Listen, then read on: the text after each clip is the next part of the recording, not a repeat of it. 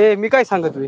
हा सांग सांग, तुझाच ऐकायला आलो इथं. हे पाय मी काहीतरी सांगत सुटलो ना का तू काड्या घालतोसच मधी. ए रग्या, तू ना जास्त तज्ञ असल्यासारखा बोलत जाऊ नको. सगळा गाव त्या सुंदरीच्या माग प्लॅन करत सुटलाय आणि तुम्ही दोघं इथं शांत बसले. सुंदरी तुमची दोघांची वहिनी होणार, समजलं का तुम्हाला? हा पाय कशातच काय नाही, गुडघ्याला बारशिंग बांधून तू मोकळा. हा ना लगेच. अरे दोघांचं भांडण तिसऱ्याचा लाभ होतो का नाही? मग सुंदरी माझीच होणार. चला. आजची पेपरची हेडलाईन, जावाई बरोबर सासू फरार. अरे तात्या, या असं नवल नवल काय रे घडत आहे? अरे कलियुग आहे, कोरड्या बरोबर ओलं जळत आहे, मोबाईलचा जमाना आहे आणि मग त्याच्या पोरांबरोबर म्हातारी बी चगळल्यात. अरे तात्या, आपल्याच गावाचा पाहना. तात्या सरपंच पोलीस पाटील तर बिघडलं, पण ते सुंदरी आखी तरुण पोरं बिघडवून टाकली. अरे तात्या, सुंदरी प्रकरणाचा निकाल आहे. आज पोलीस पाटील, मोन्या, सरपंच सगळं कट्ट्यावर येणार आहे. तुमच्या मनात काय वाटत आहे? अरे नाना, सुंदरी ना हे अख्ख्या गावाला झुलवत ठेवील. ती हुशार आहे, ती कोणाची होणार नाही. एखाद्या मोठ्या राजाची राणी होईल ती. अरे तात्या, तू असाच आवडतोस, पण पोलीस पाटील सरपंच हे काय कमी पैशावाला आहे ते. अरे नाना, असं 100 पाटील आणि 100 सरपंच ती विकत गेली, एवढी हुशार आहे ती. असं दोघं तुझं चाललं ना, असं माझ्या डोक्याला कधी कळलं नाही. राम राम सरपंच, राम राम राम राम राम राम राम राम. बसा बसा बसा.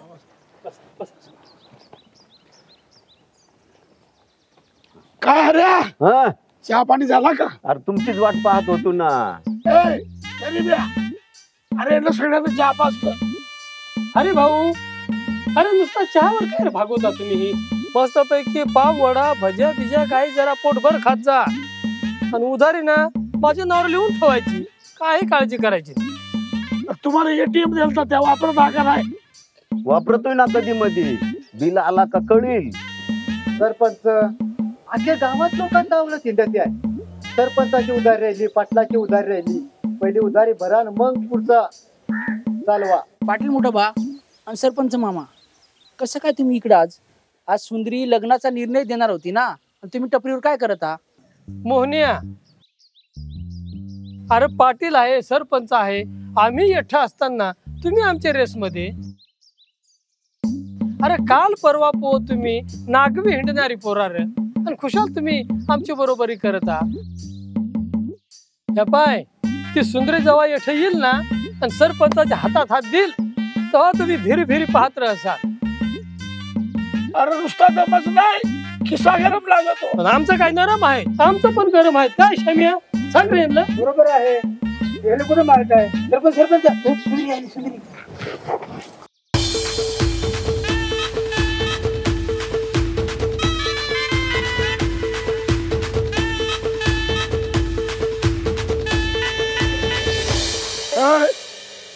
सुंदरीला कोणी अडवायचं नाही, ती पहिली माझ्याकडे येईल. पाटील, तुम्ही सुंदरीचा अपमान करता बरं का? हे पाय सुंदरे, मी गावचा पाटील आहे. माझ्याकडे गाडी आहे, बंगला आहे, 100 एकर भाताची शेती आहे, 700-800 पोते भात पिकत आहे आणि ट्रॅक्टर गाडी सगळी दारात उभी आहे. काही कमी नाही. तुम्हा सर्वांचं बोलून आता मला बोलू द्या. आता मला प्रत्येकाबरोबर बोलायचे. पहिली सुरुवात मी सरपंचांकडून करते. सरपंच साहेब, तुम्ही मला सांगा, तुम्ही मला असं काय देऊ शकाल जे कोणी दुसरं देऊ शकणार नाही?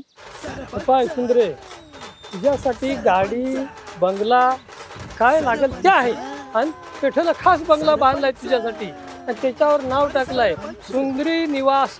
सरपंच साहेब, गाडी बंगला गावात प्रत्येकाकडे आहे. तुमच्याकडे वेगळं काय असेल तर फक्त सरपंच पद, जे आज आहे ते उद्या नाहीये. आत्ताच्या इलेक्शन मध्ये अख्ख्या गावाचा पाठिंबा मला आहे आणि म्हणून पुढचा सरपंच मीच आहे. गावकरी तुमच्या आधी पाठिंबा दुसऱ्या कोणाला तरी देत होते, परवा तिसऱ्या कोणाला तरी देतील. तुमचं सरपंच पद फिक्स आहे का? ते फिक्स राहील ना तेव्हा माझ्याशी बोला.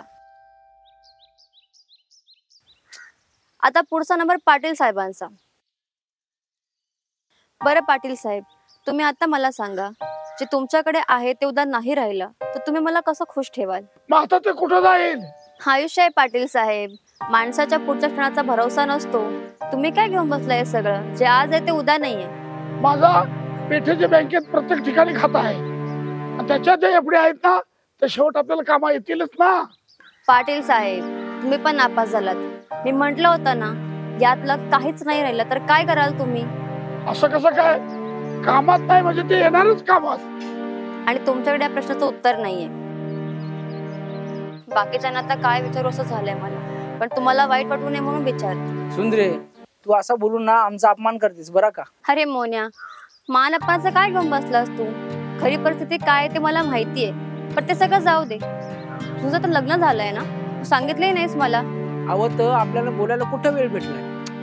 प्रश्न इथे वेळेचा नाहीये. प्रश्न हा आहे की तू खोटं बोललास माझ्याशी. तू एका नात्यामध्ये गुंतलेला आहेस. ती बिचारी कोमल, तिला फसवलंयस तू. तिच्याशी लग्न न करता जर तू सांगितलं असेल तुझं माझ्यावरती प्रेम आहे तर कदाचित मी तुझा विचार केला असता. फक्त प्रश्न इकडे सुटत नाही. माझा पुढचा प्रश्न काय तुला माहितीये? तुला सांगतो ना, त्याच्यात एवढा काही नाही. ह्या जर दुकान विकला गेला ना तरी मी पेठेला दुसरा दुकान टाकतो. अरे गेले महिनाभर त्या दुकानामधलं कचरा तरी काढलास का रे तू? कोण कुठली मुलगी तुझ्या गावामध्ये येते आणि तू तुझ्या रोजीरोटीला लात म्हणून तिच्या मागे मागे फिरतोस? उद्या माझ्यापेक्षा सुंदर कोणी दुसरी मुलगी आली तर तिच्या मागे फिरशील. कारण तुझं प्रेम हे फक्त देहापर्यंत मर्यादित आहे आणि बाई ही नेहमी देहापलीकडे पाहत असते. आणि मला तर हे वाटतं की तुझ्याकडे या प्रश्नाचं उत्तर नाहीये. त्या बाकीच्यांना मी काही विचारू पण शकत नाही, ते तर तुझ्यापेक्षाही घसरलेले आहेत.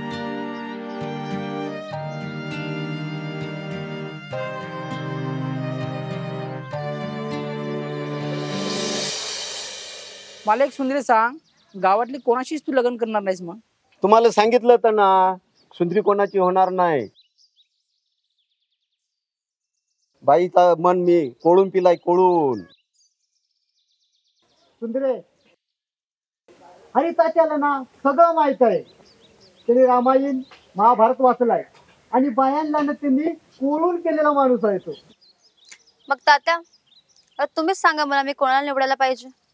तुम्ही तर बाईला चांगलंच ओळखता ना. तुमच्या भाषेत म्हणायचं झालं तर तुम्ही तर बाईला कोळून पेले आहात. मग तुम्हाला बाईच्या मनातलं कळलंच पाहिजे ना. मी सांगितल्यावर देशील का? म्हणजे खरी बाई तुम्हाला कळलीच नाहीये. मग तुम्हालाच काय, अख्ख्या गावाला खरी बाई कधी कळणार नाही?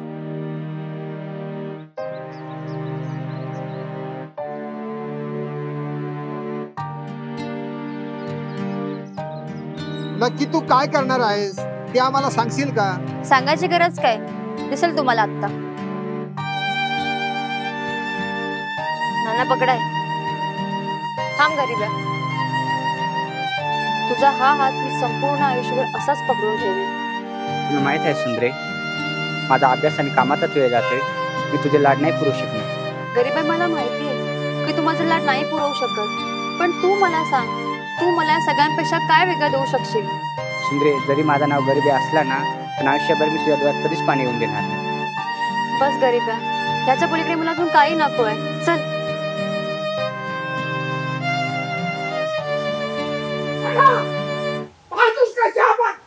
अरे पण काय चिरकतो शेवडा तुम्ही? काय राहिलं आता? अरे बाबा, नाही मिळाला सुख, पण फक्त पाहिला सुंदरीचा मुख. शामराव, अरे कावा ठिकूर पडलो तरी चालेल, उतरव दिसत. साहेब, तुमच्या मुतखड्याचा काय झाला? कधवा पडला त्याचा पत्ता नाही. काय विचारतो? चला मग आता. चला.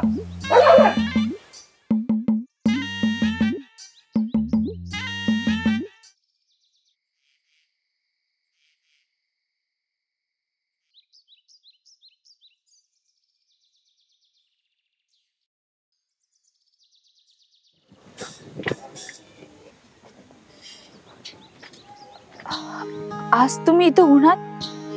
चाल पेठेला जाऊ, ऋषिकेश हॉटेलवर जेवण ना करू. मी आत्या मामाला घरी काय सांगितलं नाही. त्यांना सांगायची काय गरज आहे? तू बायको कोणाची आहेस? माझी हक्काची बायको आहेस. चाल बस.